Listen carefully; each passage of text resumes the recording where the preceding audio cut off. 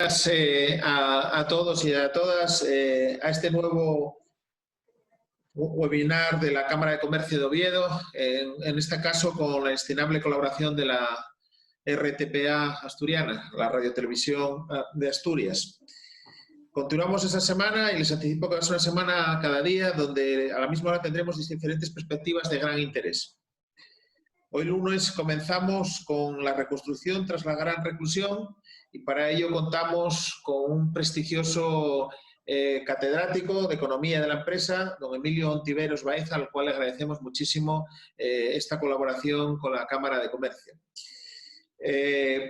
Creo que el título de sus palabras va claramente orientado a qué va a pasar después de la pandemia sanitaria, cómo vamos a reconstruir, a qué desafío económico nos vamos a enfrentar.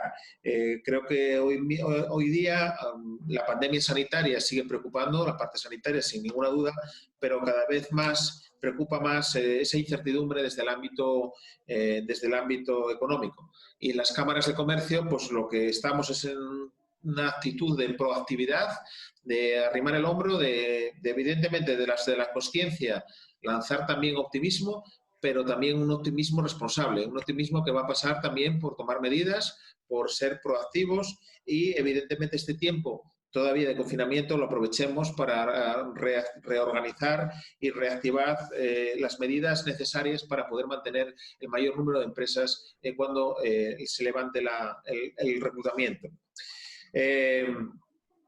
Como os decía, pues vamos a contar para este webinar con la RTPA a través de Bárbara Alonso, a la cual saludo, la directora de la misma entidad. Y de Emilio Ontiveros, pues nada, decir que es fundador y presidente de Analistas Financieros Internacionales, catedrático de Economía de la empresa de la Universidad Autónoma de Madrid, es miembro del Consejo Asesor de Innovación del Parque Científico de Madrid, miembro del Consejo Asesor de la Fundación CID, en fin, una serie de miembros de los consejos de administración de Mutua Madrileña, Iberdrola España y Torreal, en fin, nombrado profesor emérito de la Universidad Autónoma de Madrid, nombrado Colegio Honor por el Colegio Oficial de Arquitectos de Madrid, en fin, un sinnúmero de reseñas en su amplio currículum y un prestigioso también en este momento generador de opinión económica a través de los medios de comunicación que en muchas ocasiones podemos ver. Por lo tanto, es un honor que podamos contar con él en este humilde webinar de una Cámara de Comercio de la periferia, que es la Cámara Oficial de Comercio de Oviedo. Muchísimas gracias y nada, ya os cedo la palabra a Bárbara y a Emilio. Bueno, buenos días a todos los que estáis participando en este seminario web de la Cámara de Comercio. La Radiotelevisión del Principado de Asturias está encantada de participar y colaborar con este tipo de iniciativas que abren la puerta a horizontes futuros que son muy inciertos, y con charlas de este tipo y con personas de la talla de Emilio Ontiveros vamos a intentar buscar un poco la luz al final del túnel con nuestras preguntas y con sus propuestas.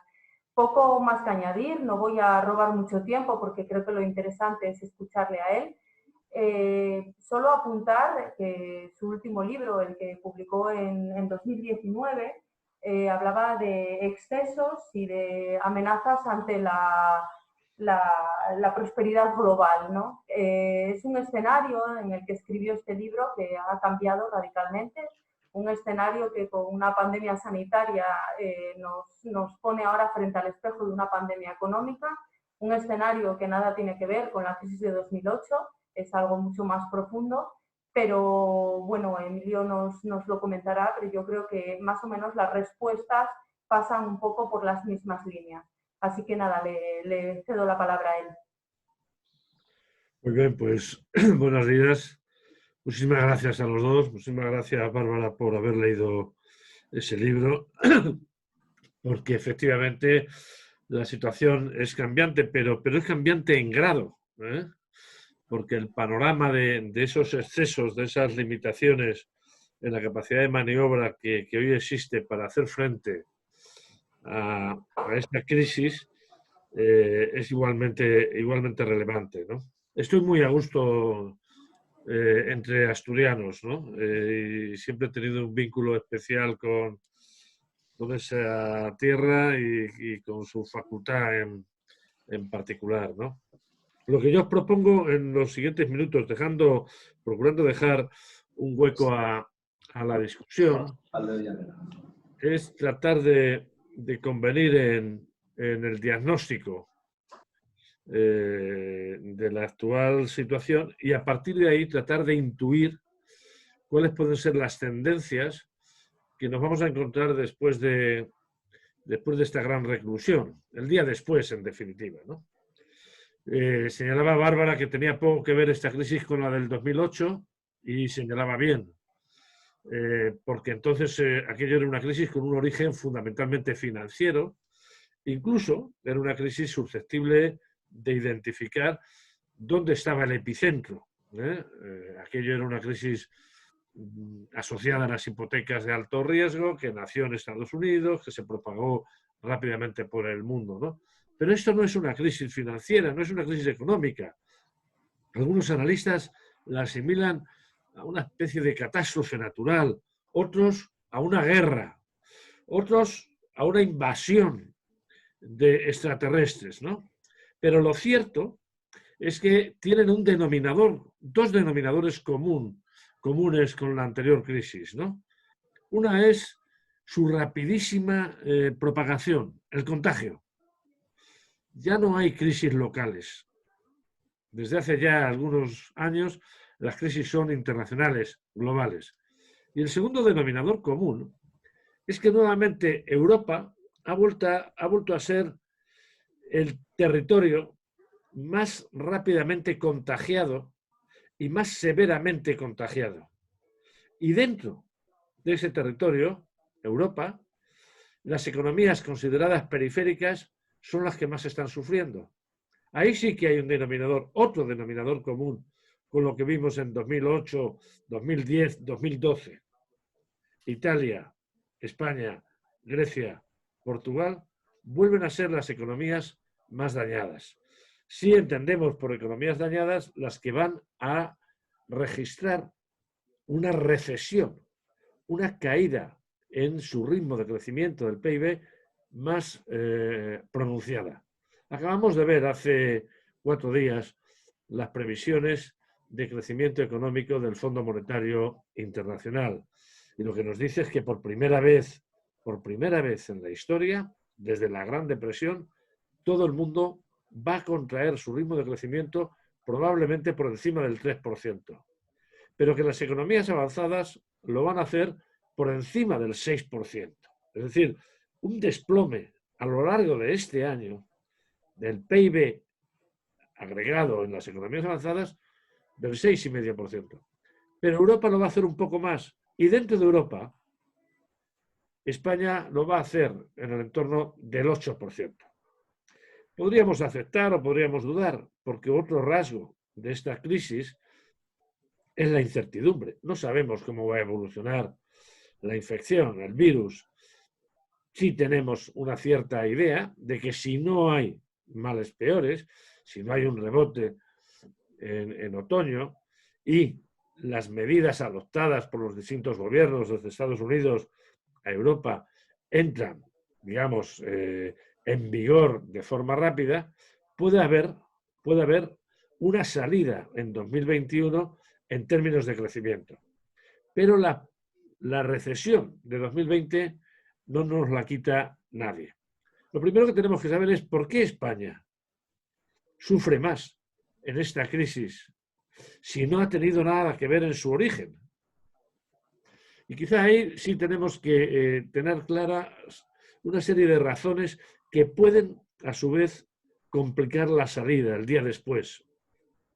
La primera razón es que esta es una crisis que efectivamente ha inmovilizado a las personas. Esta es una crisis que está estableciendo distancias y que, por definición, penaliza la producción y los servicios, la oferta en general.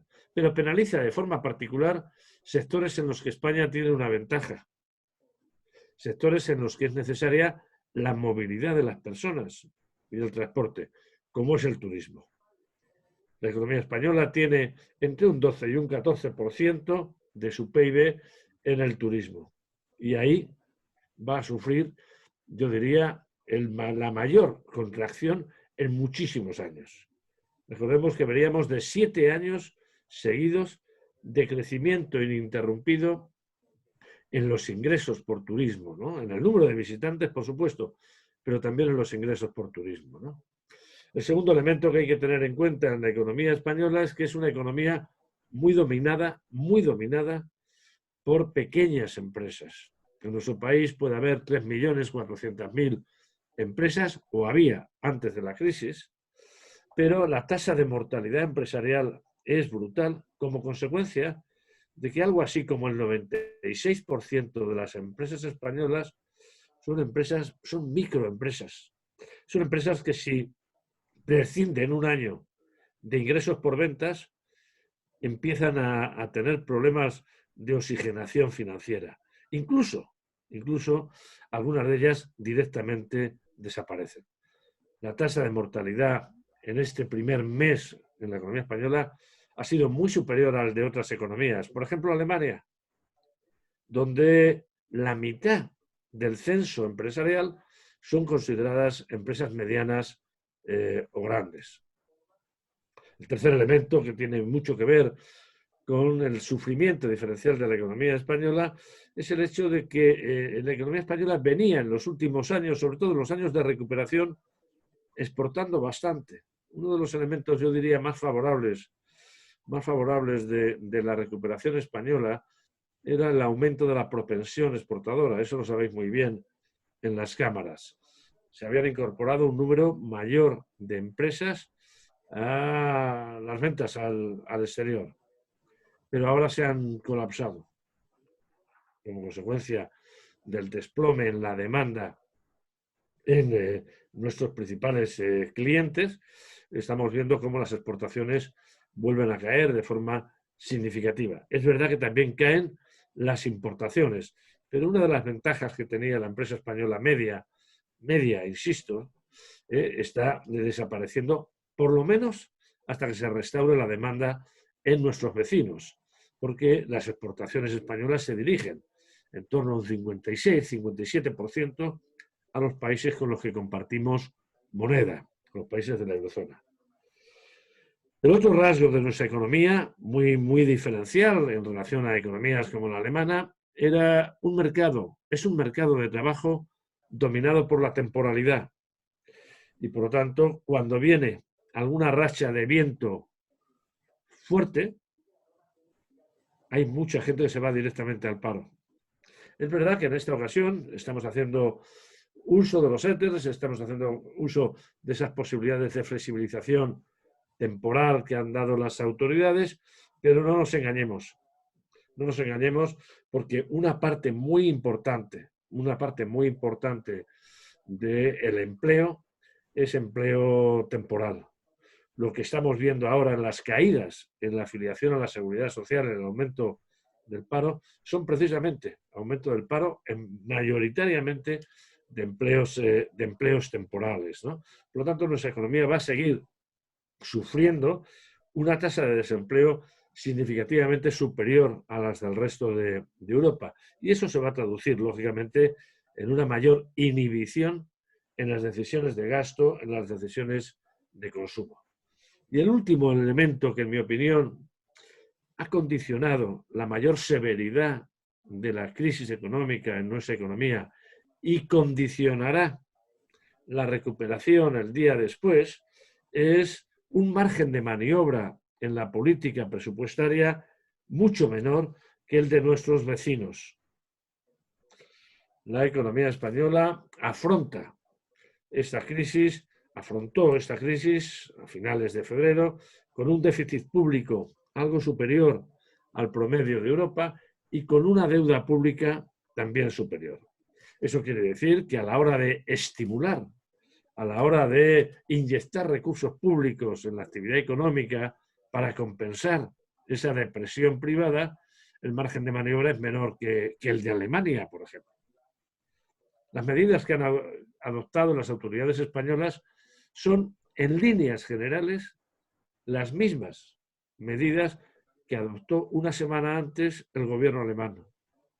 Pero la intensidad, la cantidad de los recursos asignados a esas medidas son menores, porque Alemania abordaba esta crisis con un superávit público y con una deuda pública que era la menor de Europa y por tanto se ha podido permitir estimular con recursos públicos en niveles ciertamente importantes, ¿no? ¿Qué cabe esperar del día después? Bueno, cabe esperar una recuperación, pero una recuperación, en el caso concreto de nuestra economía, menos pronunciada. El Fondo Monetario Internacional, que nos daba una caída este año del 8 y pico por ciento, cercana a 9, que está más o menos en línea con el elemento central del rango de previsiones que está dando todo el mundo. Hay que contar con la existencia de una incertidumbre brutal, pero dentro de ella los rangos están variando entre el 6 y pico de contracción y el 10 o el 12%. Y la recuperación también será intensa, pero no será en forma de V. Es decir, el segundo rabo, el rabo de salida de la V, no será tan pronunciado, no tendrá la misma pendiente que la caída. Y probablemente asistiremos a una pequeña U con una panza y luego un repunte. Pero un repunte, insisto, que va a ser inferior al de la recesión, ¿no? Va a depender mucho de cómo se recuperen el resto de las economías. Porque, como he dicho hace un rato, la economía española depende mucho de los demás. La economía española es una economía muy abierta. El 34% de la formación del PIB español depende de las ventas de bienes y de servicios al exterior. Si Alemania repunta rápidamente y Francia también, probablemente nuestra economía también repuntará rápidamente. Va a depender mucho de qué ocurra en las cadenas de producción de las empresas multinacionales. Hay sectores donde la economía española, sectores industriales, donde la economía española tiene ventajas competitivas indudables. Las tenía antes de la crisis. Por ejemplo, el sector del automóvil.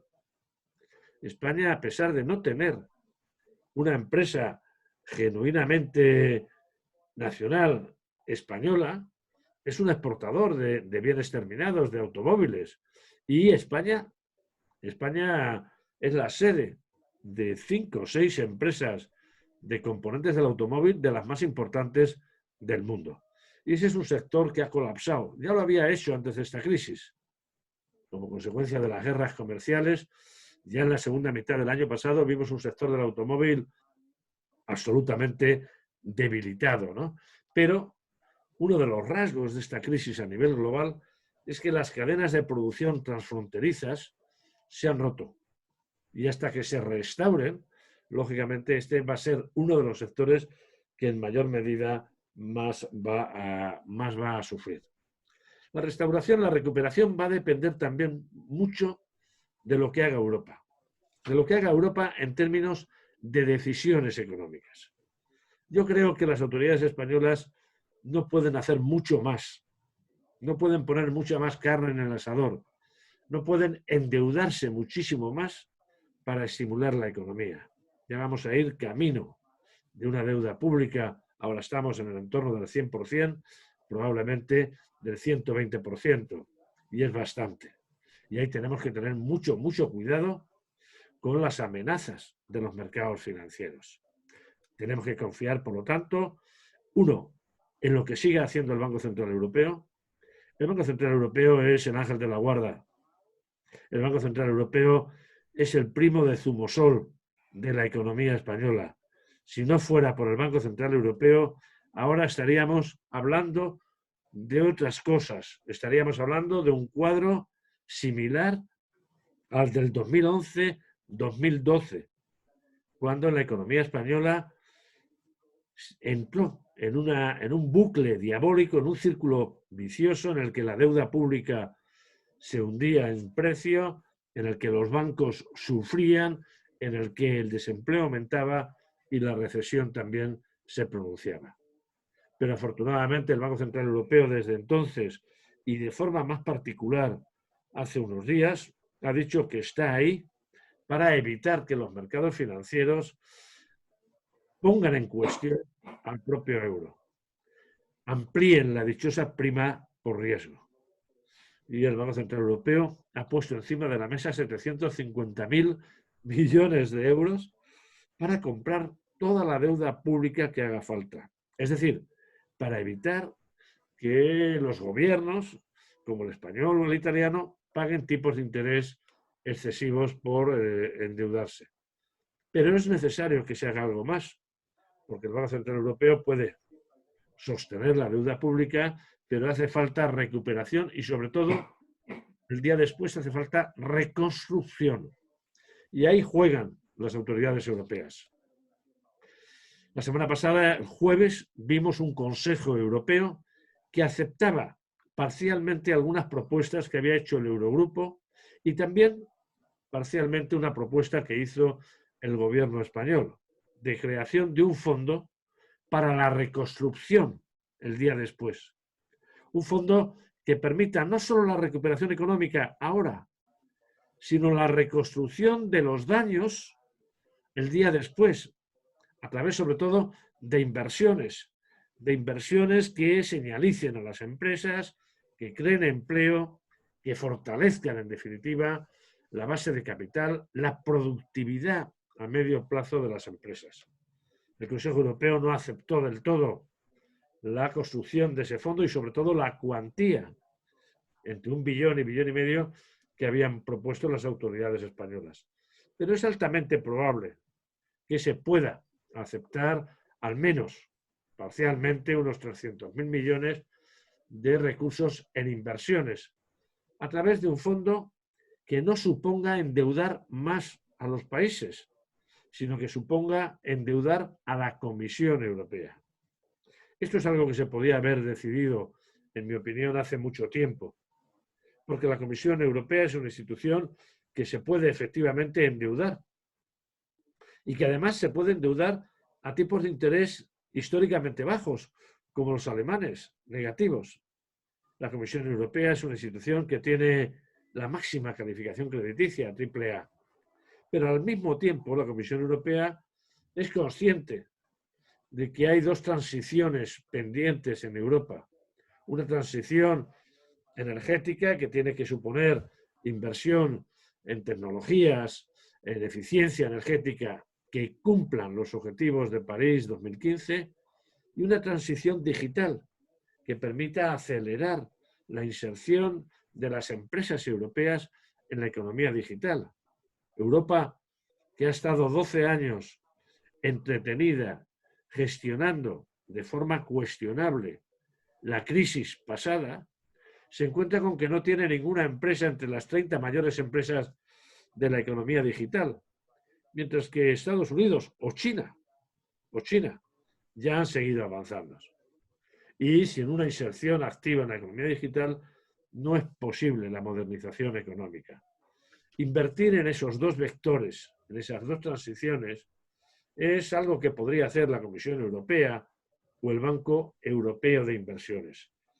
Si lo hace, y lo hace rápido, nos podríamos encontrar con una recuperación como la que anticipa prácticamente el Fondo y otras instituciones internacionales, la economía española recuperando parte del territorio perdido, reduciendo su desempleo. Pero cuanto más tiempo tarde en adoptar medidas de estímulo para el conjunto de Europa, más dura va a ser la recuperación española. Contamos con que la pandemia se podrá controlar en los próximos 2 meses, porque cada mes que dura el aislamiento, la reclusión, son 2 puntos porcentuales de crecimiento que se nos van, según estimaciones de la OCDE. La reclusión es sinónimo de erosión en las posibilidades de crecimiento. Por lo tanto, es clave, uno, controlar la pandemia.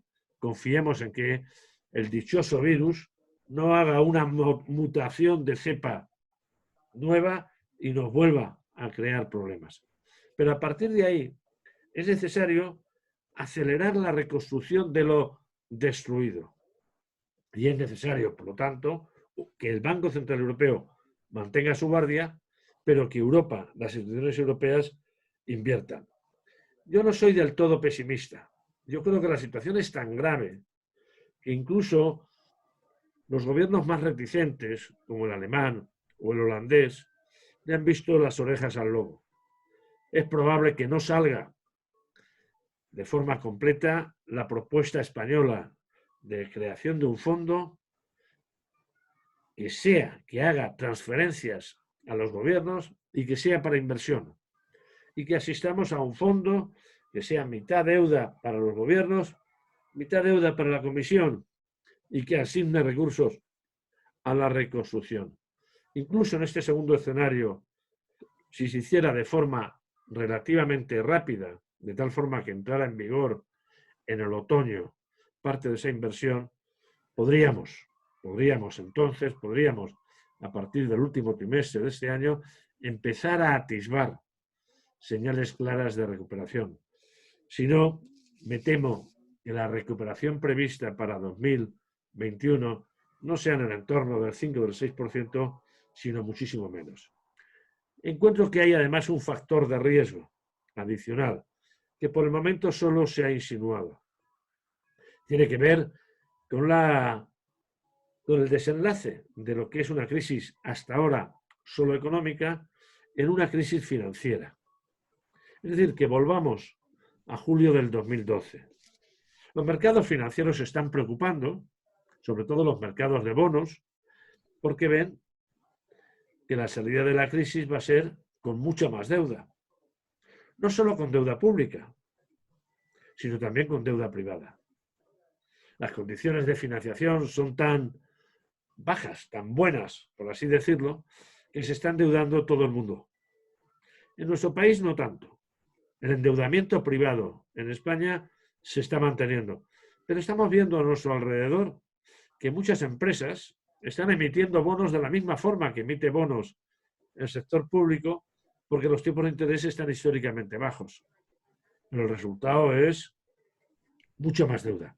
Nunca en la historia el mundo había tenido tanta deuda como ahora. Eso quiere decir que si hubiera un chispazo, que si hubiera algún problema, nos podríamos encontrar con una inestabilidad en los mercados financieros. A mí me preocupa sobre todo el endeudamiento de un vecino, de Italia. En Italia las cosas están peor que España. Crece menos, tiene más deuda pública, tiene más deuda privada y tiene un sistema bancario más débil que el sistema bancario español. Y además tiene una inestabilidad política manifiesta. Y además la población italiana forma parte ya de los euroescépticos. Cualquier episodio financiero, político, que pueda de alguna forma complicar la vida en Italia, podría generar un efecto contagio con España.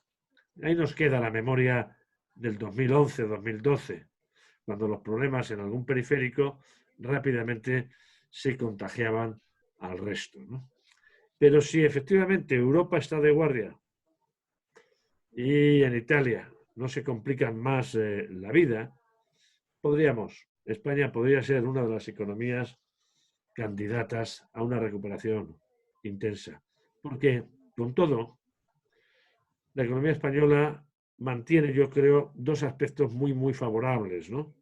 Uno, como he dicho, el nivel de endeudamiento bajo de las empresas. Dos, la propensión exportadora. La empresa media española ha asumido que exportar forma parte de necesidades básicas, de las obligaciones. No es una opción. Yo creo que en los últimos años, en los últimos 5 años de recuperación, ha mejorado la especie empresarial. Las empresas tienen hoy una calidad de dirección mejor que hace apenas 10 años.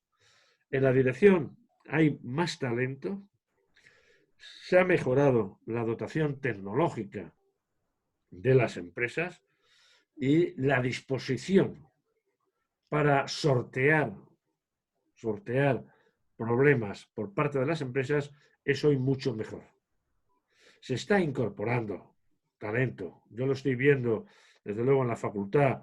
Los mejores alumnos ya no quieren ser funcionarios o no quieren trabajar en un banco, quieren trabajar en la propia empresa familiar o crear su propia empresa.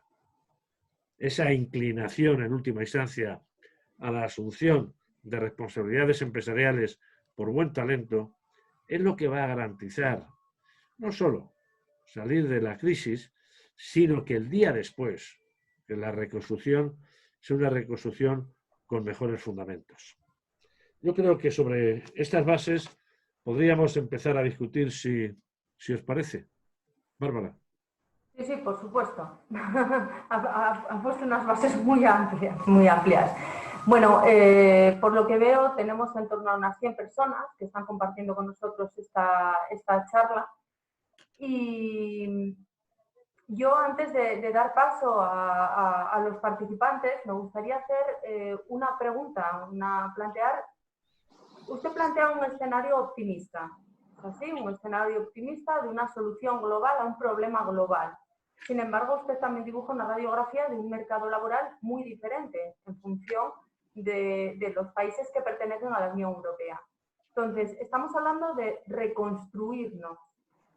¿Y qué tenemos que reconstruir? Porque evidentemente no podemos reconstruir lo que teníamos si la debilidad de pequeñas microempresas son las que nos colocan en una situación muy diferente a otros países. Habría que reconstruir un tejido empresarial diferente que pase por una transición tanto energética como una transición digital, pero no con iniciativas de pequeños autónomos, sino creando un círculo empresarial que sea más fuerte para cuando vuelva a suceder algo parecido, si es que vuelve a suceder. Es una muy, muy buena consideración, Bárbara. Claro, reconstruir no quiere decir reproducir tal cual lo que teníamos. Reconstruir la economía española significa asentar las posibilidades de crecimiento que teníamos antes de la crisis, pero sobre bases mucho más eficientes, más modernas, ¿no? Por ejemplo, hay un sector que necesariamente se va a reconstruir y se puede reconstruir tal cual lo teníamos o de forma mucho más eficiente, competitiva. Es el sector turístico. El sector turístico estaba poblado de muy pequeñas empresas, de empresas de servicios, y estaba asentado en un turismo que lo que ofrecía era el binomio sol y playa a precios baratos. Masivamente atraer, como el año pasado, 83.700.000 personas. Muchas de ellas para que se tiraran desde los balcones a la piscina y consumieran alcohol gratis o casi gratis, ¿no? Turismo barato.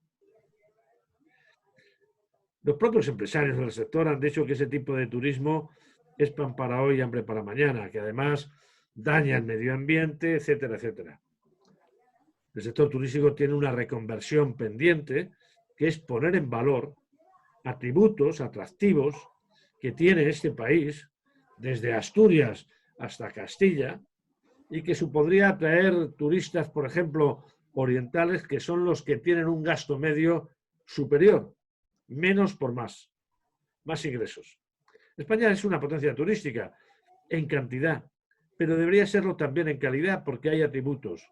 Y por lo tanto se trata en última instancia de mejorar la oferta. Cuando yo hablo de reconstruir, hablo de mejorar la oferta. También en sectores donde tenemos una presencia todavía limitada, ¿no? Como es el sector de las tecnologías digitales.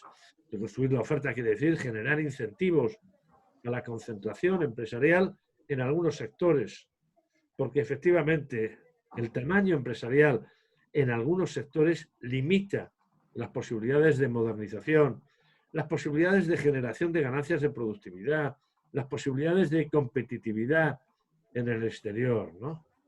Pero, efectivamente, necesitamos retocar las condiciones de oferta. Necesitamos mejorar también la asignación de recursos financieros a las empresas.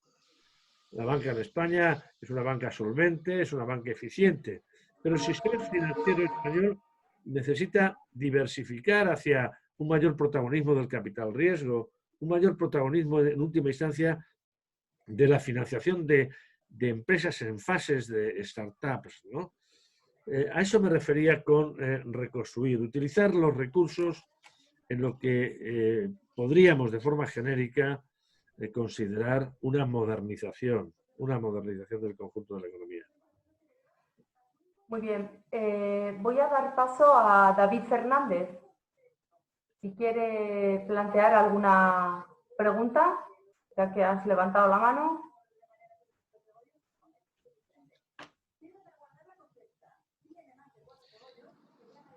No, Bárbara, tienes que hacerle tú la pregunta, leerle la pregunta. Pero es que no me la envía. Ah. He chateado con él, le he preguntado... Preguntas y respuestas, que utilizar preguntas y respuestas para hacer las preguntas, casi mejor que el chat. Lo tienes ahí, hay varias preguntas, no se las ves. No, no las estoy viendo. A ver, preguntas y respuestas. A ver. Bueno, sí, Amparo... A ver, José Balmori. Vale, ahora sí. Perdonad, ¿eh? Ahora sí, voy a plantear la pregunta que hace José Balmori.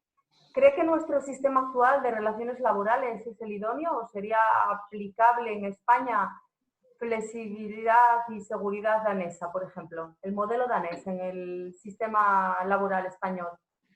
Sí, claramente. Yo creo que se ha puesto de manifiesto en esta crisis que el sistema de relaciones laborales en nuestro país necesita compensar, necesita equilibrar lo que es una flexibilidad absoluta con garantías de estabilidad, ¿no? El modelo danés, desde luego, tiene esa flex seguridad que sería ideal implantarlo en nuestro país. El problema muchas veces es la propia estructura productiva de los países, y como hemos visto, la estructura productiva de nuestro país tiene todavía un peso específico muy, muy grande los servicios, fundamentalmente el turismo, pero el turismo y la hostelería y sectores asociados. Tiene también una importancia grande los trabajos estacionales, ¿no? Que hace que la persistencia, la permanencia del empleo sea mucho más difícil que en economías como la danesa. Pero yo creo que sí, que hay una lección a asumir, ¿no? Y es que a medida que según la empresa, la economía, se desplaza hacia la frontera más intensiva en innovación, en modernización, a la propia empresa le interesa la permanencia de los trabajadores. Ahora yo hablaría casi no como profesor, sino como empresario, ¿no? AFI es una empresa que fundamos hace 33 años y que hoy ocupa 164 profesionales. El interés nuestro de los socios es fidelizar al máximo al buen talento. No precisamente largarlo a la primera de cambio, ¿no? Y desde luego uno de los elementos que más influye en la rentabilidad de la empresa, en la productividad, en la generación de beneficios para los socios, es la permanencia de esos empleados, ¿no? Por lo tanto, ahí hay que buscar un esquema que puede ser, digamos, la filosofía danesa, no solo, también alemana, de flexibilidad y de seguridad. La permanencia en el empleo media de los empleados, de los trabajadores alemanes, es también muy dilatada, y eso hace que puedan ser más rentables, más productivos, que la inversión en formación sea mucho más eficiente, etcétera, etcétera. Lo que sí está claro es que esa formación de talento, con esta crisis sanitaria, ha sufrido un revolcón, ¿no?, en esto que es la formación digital. Lo estamos viendo ahora mismo, Sí, estamos señor. manteniendo un seminario web que hace apenas 2 meses sería impensable. Estaríamos todos en una sala de la Cámara de Comercio de Oviedo, sentados, haciendo preguntas, sin dar esta participación a los actores reales, ¿no? Entonces, Amparo Fernández plantea algo que va en ese sentido, en las que las pequeñas pymes siempre han tenido reticencia al tema de incorporarse a esta era digital, ¿no? Entonces, es inevitable que la reconstrucción pase por ahí, por lo digital. Ese es uno de los puntos fundamentales que nos deja, y positivos que nos deja esta crisis sanitaria. Absolutamente, Bárbara. Y absolutamente, Amparo. Absolutamente es absolutamente. Aunque no hubiéramos tenido esta inflexión, esta crisis sanitaria que nos ha obligado a la reclusión y, por lo tanto, a hacer de la necesidad virtud y poner en valor las posibilidades de digitalización, la economía española tenía ahí una asignatura pendiente. Hemos ido avanzando en los últimos años, es verdad, pero todavía manteníamos indicadores de inserción en la economía digital algo por debajo del promedio. Hay que contar ya definitivamente con esa alfabetización digital como fundamento para poder jugar en cualquier división de la economía global. Yo se lo decía antes de esta crisis, desde luego a mis alumnos, pero también a empresarios. En el pasado nos decían a nosotros, hijo mío, las 3 reglas, las 4 reglas, leer y escribir y las 4 reglas. Hoy, las 4 reglas y leer y escribir es alfabetización digital. Y es bueno desde el punto de vista productivo y es bueno desde el punto de vista humano, social. Cuando vemos la falta de comunicación con los mayores, por ejemplo, en estos días, uno empieza a diferenciar entre aquellos mayores que han tenido la suerte de que les hayan ayudado a disponer de algunas habilidades tecnológicas y los que no. Pero estamos viendo también las posibilidades que tienen pequeñas, muy pequeñas empresas de exportar. Hasta hace 2 años o 3 todo el mundo creía que para exportar se necesitaba un tamaño mínimo. Yo recuerdo en una reunión que alguien dijo algo así, ¿no?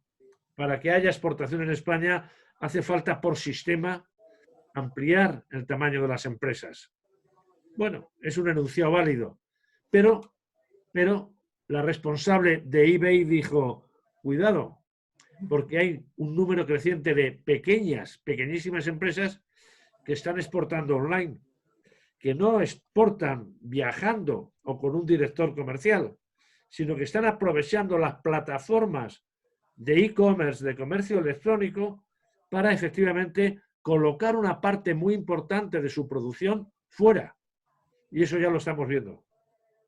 Claro que hay una correlación entre tamaño y exportación. Eso lo sabe muy bien la Cámara.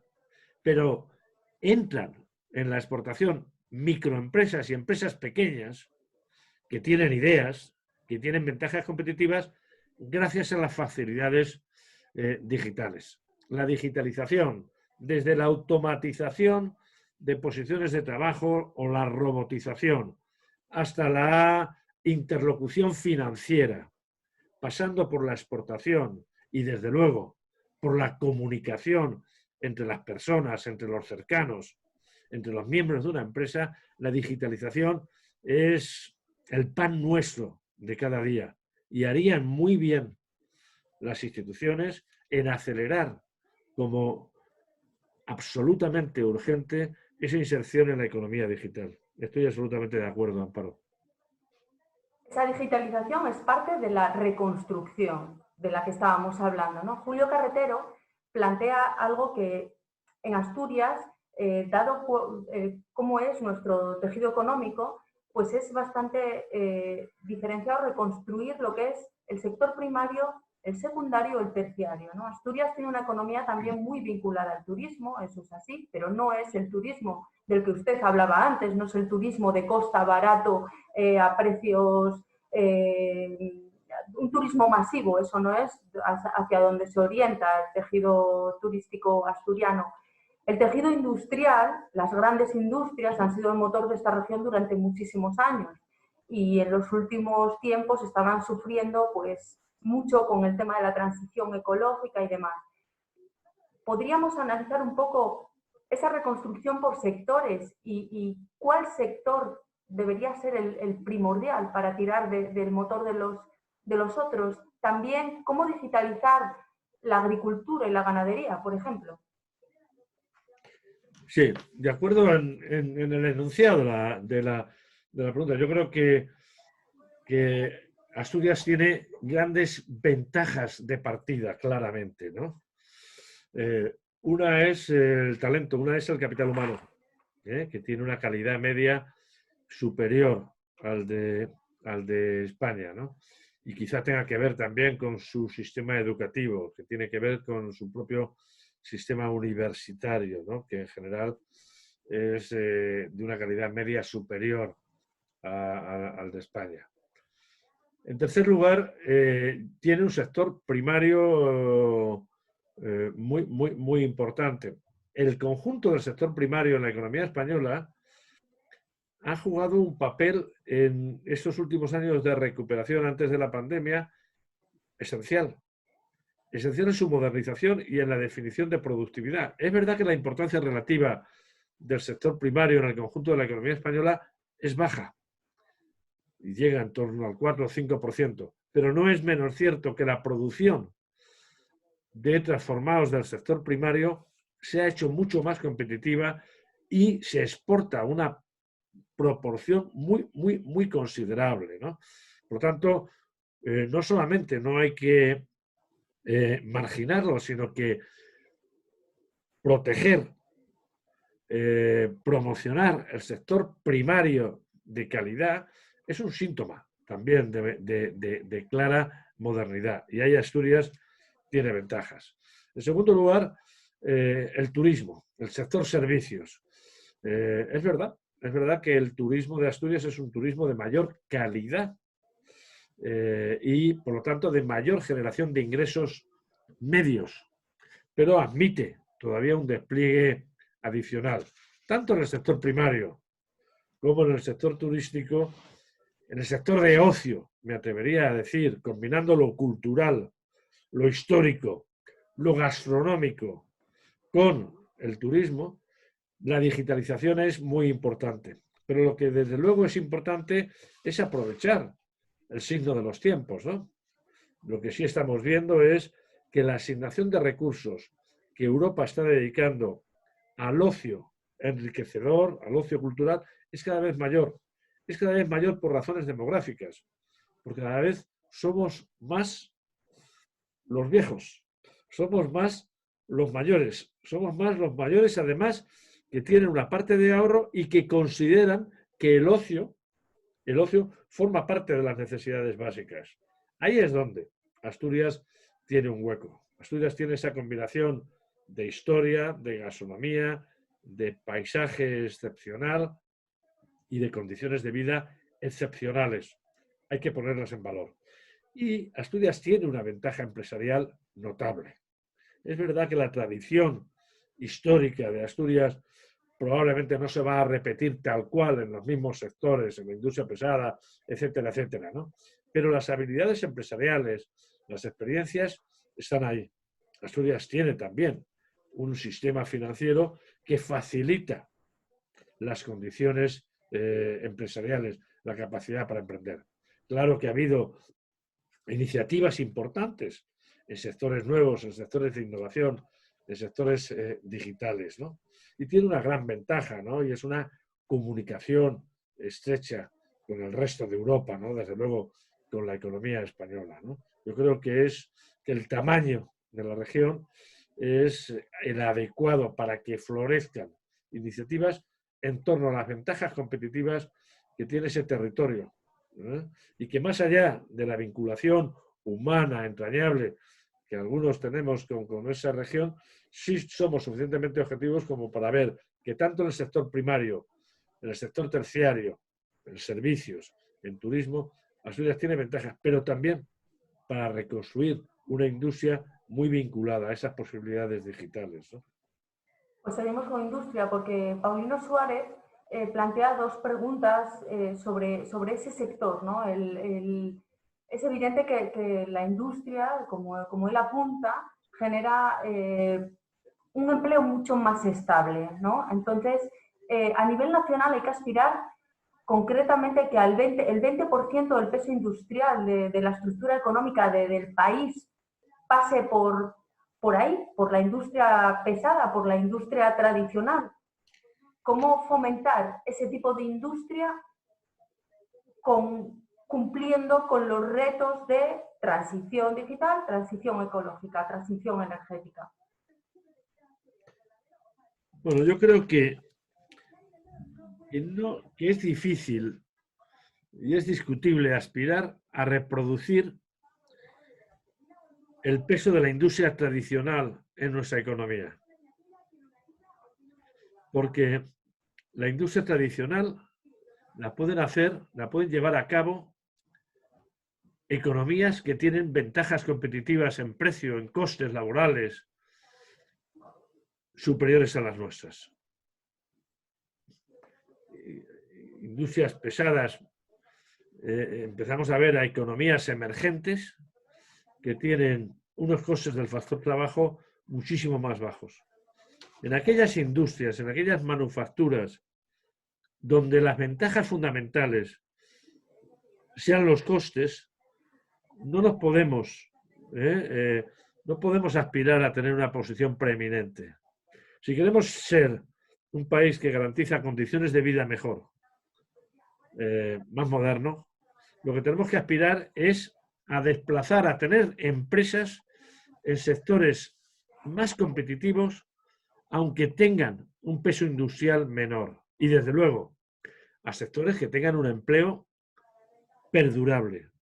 Porque lo que es discutible es que el empleo estable esté únicamente casado con la industria pesada, como decía Camilo, ¿no? Vemos empleo estable en servicios tecnológicos. Vemos empleo estable en las empresas de ingeniería. España es uno de los países que exporta en mayor medida servicios de ingeniería para construir centrales nucleares, hidroeléctricas en todo el mundo, ¿no? Vemos que hay empleo estable en la consultoría avanzada. Vemos que puede haber empleo estable en las empresas avanzadas turísticas, en la hostelería avanzada, no en la hostelería circunstancial, ¿no? Por lo tanto, yo creo que sin menoscabo de lo que ya tengamos, la aspiración es a garantizar que las rentas de los salarios vayan subiendo. Y eso exige que la modernización de la oferta, de la estructura productiva española, se tiene que hacer a ese mismo ritmo, ¿no? Industria pesada no es solo sinónimo de empleo estable, es también es sinónimo de vulnerabilidad. La construcción naval creíamos que era nuestra exclusivamente hasta que hubo economías emergentes entonces, como Corea, etcétera, etcétera, que eran capaces de hacerlos a precios con costes más bajos, ¿no? Nuestra aspiración tiene que ser, si es en la industria, en una industria que cada vez incorpore mayor valor añadido.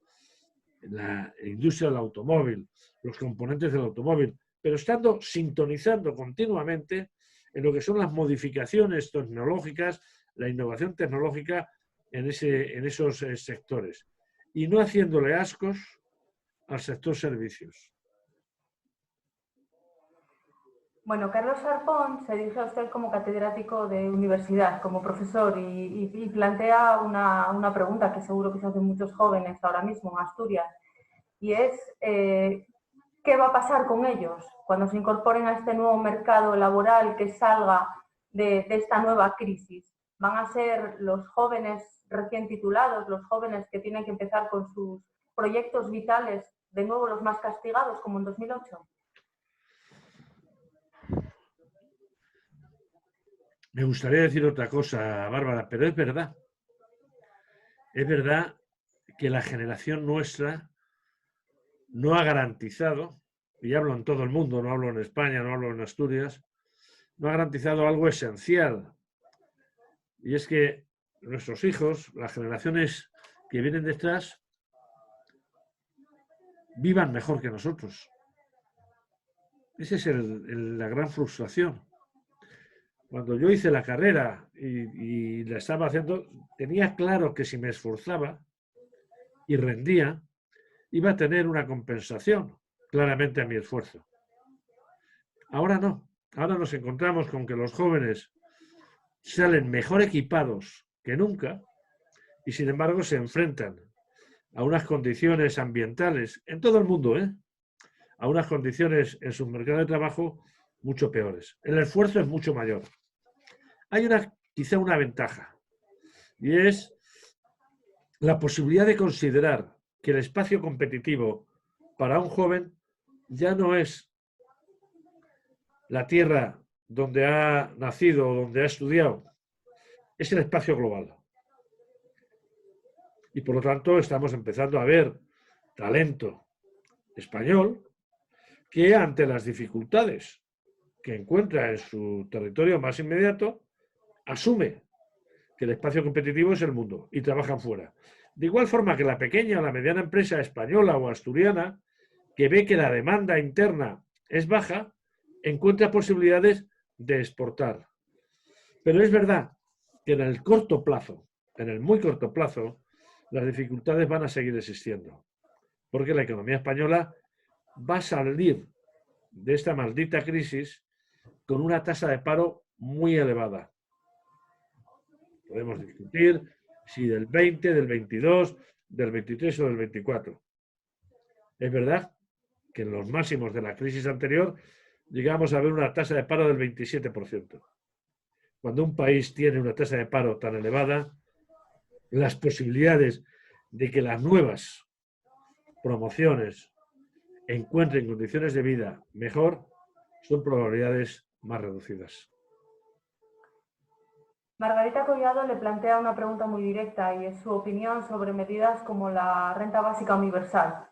¿Cree usted que medidas de este tipo son simplemente coyunturales o a futuro tendrían que ser medidas estructurales?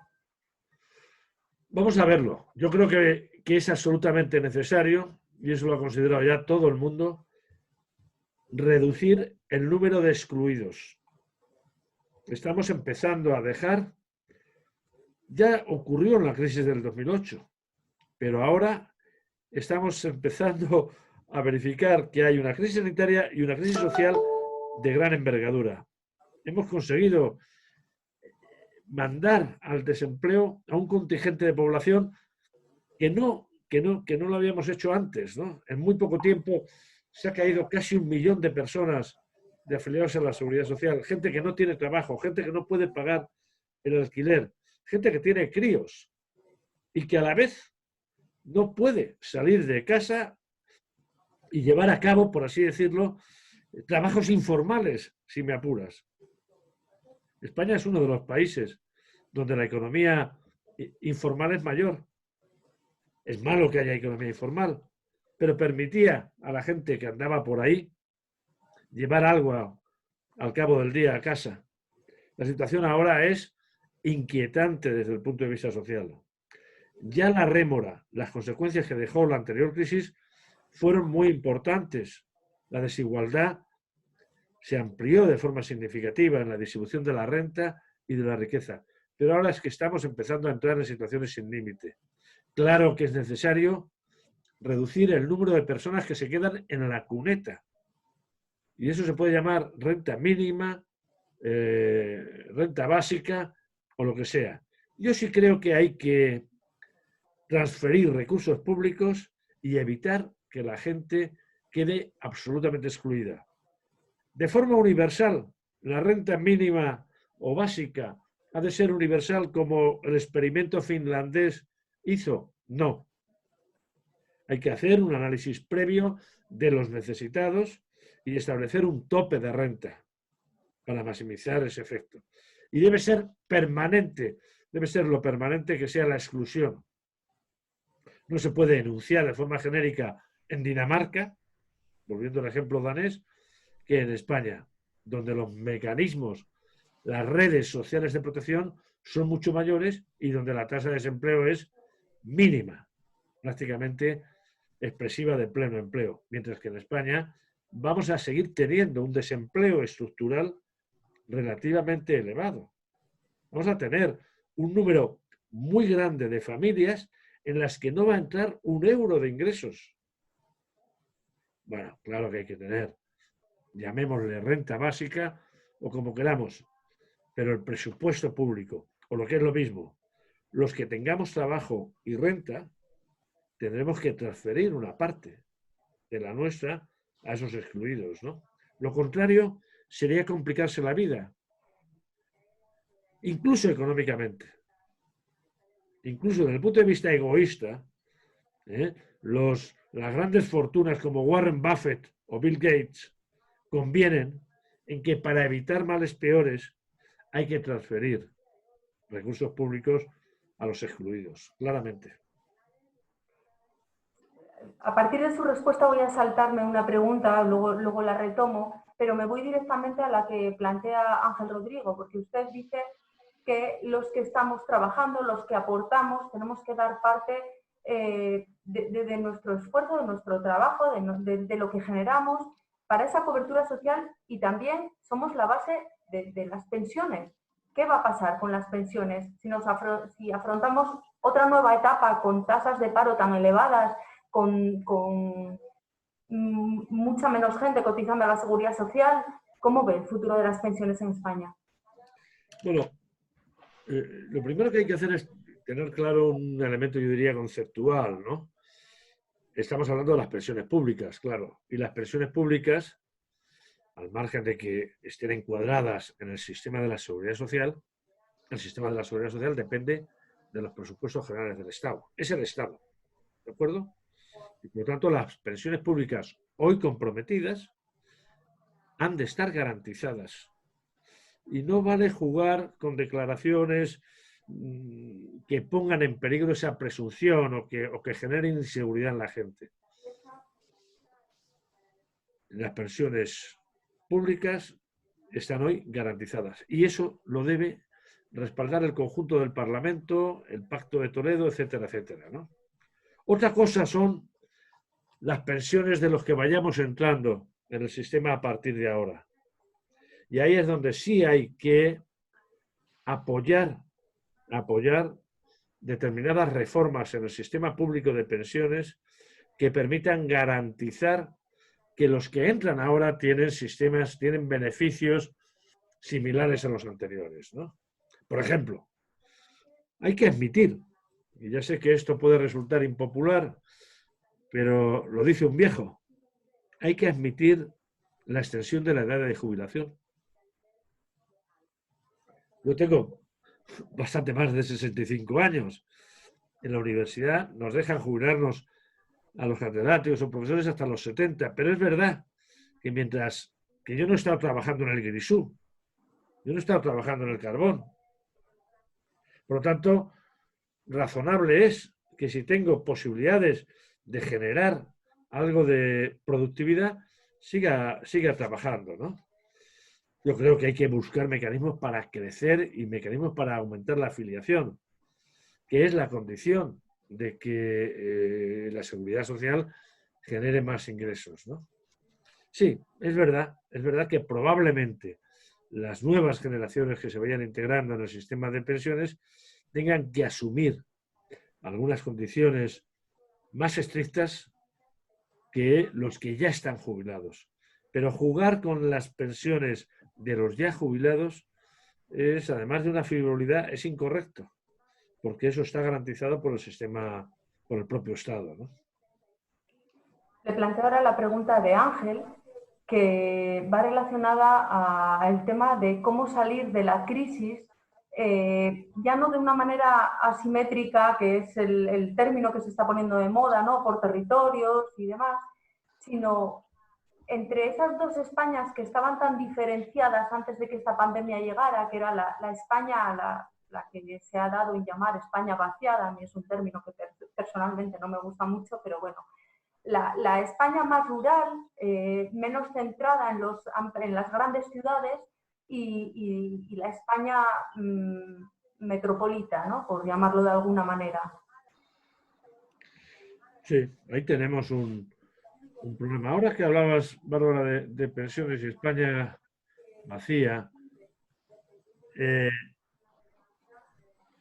otro día veía una gran iniciativa con bastante satisfacción, ¿no? Y era la iniciativa de un grupo de personas mayores o que iban a ser mayores, dado el problema que ha habido con las residencias en esta crisis y dado el hecho de que este país es el país más longevo del mundo, es el país que tiene la esperanza de vida mayor del mundo. Y dado que Europa y España dentro de Europa pues va a tener una proporción dentro de apenas 10 o 15 años, una proporción, casi un tercio de la población van a tener más de 65 años, veía con gran satisfacción una iniciativa consistente en crear cooperativas, en crear vida urbana en varios pueblos abandonados, ¿no? Por parte de cooperativas de mayores que no hacían residencias, sino que hacían poblados, cooperativas de viviendas entre personas mayores que compartían servicios comunes, etcétera, etcétera. Ahora, la crisis también ha puesto de manifiesto que lo esencial, lo decíamos antes, es la conectividad digital, que hay cada vez un mayor número de trabajos que no requieren la presencia física. Uno de los elementos que se van a cuestionar a la vuelta de la esquina, por parte sobre todo de grandes empresas, es el gasto en edificios. ¿Tenemos que ir a trabajar físicamente? ¿Es necesario? ¿Es necesario ir a esos edificios que hay en el Paseo de la Castellana? Yo he estado estos 40 días trabajando quizá más que antes, pero no necesariamente he necesitado la actividad presencial. Si a esos territorios vacíos, aparentemente abandonados, se les dota de infraestructuras tecnológicas, digitales, suficientes. Bueno, yo sé de mucha gente que está pasando esta pandemia fuera de las grandes ciudades y que lo está pasando de maravilla, entre comillas, porque tiene una conectividad digital que le permite estar en el centro, lo mismo que si estuviera en el centro de Madrid, pero al mismo tiempo las grandes ventajas de un entorno rural, el nuestro en general, que transmite una calidad de vida. A mí no me extrañaría que en servicios, en profesiones de servicios creativas, pero en general en servicios, después de esta pandemia, veamos un aumento de la propensión de profesionales a reocupar esos territorios vacíos, a reivindicar en última instancia la calidad de la España vaciada. Algunos mayores ya lo están haciendo, pero también veremos artistas, profesionales, arquitectos, economistas, ¿no? Que pasen una parte mayor de su tiempo en esas poblaciones rurales, ¿no? Sin duda. Bueno, pues tenemos que ir cerrando esta charla que, vamos, yo creo que por todos los participantes estaríamos aquí horas y horas charlando con usted.